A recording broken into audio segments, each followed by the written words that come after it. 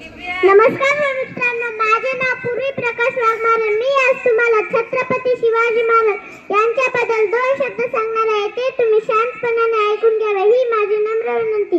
इतिहासाच्या पानावर, रयतेच्या मनावर, मातीच्या कणावर आणि विश्वासाच्या प्रमाणावर राज्य करणारा राजा म्हणजे राजा शिव छत्रपती.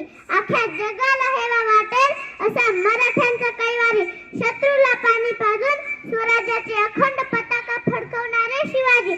छत्रपती शिवाजी महाराजांचा जन्म 19 फेब्रुवारी 1630 रोजी शिवनेरी किल्ल्यावर झाला. शिवराय लहानपणापासून हुशार आणि कुशाग्र बुद्धीचे होते.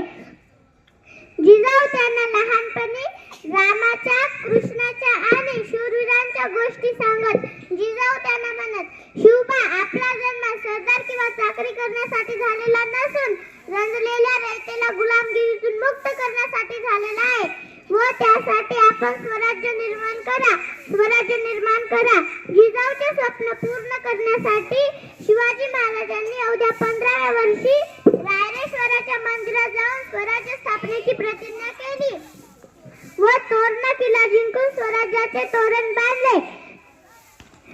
शिवाजी महाराजांनी गनिमी कावा व दृढ इच्छाशक्तीच्या जोरावर अनेक किल्ले जिंकले. म्हणतात ना, ताकद तर सर्वांमध्ये होती, तलवार ही सर्वांच्या हातात होती, पण स्वराज्य निर्माण करण्याची धमक फक्त छत्रपती शिवाजी महाराजांमध्येच होती. त्यांना नमन करून मी माझे मनोगत थांबविते.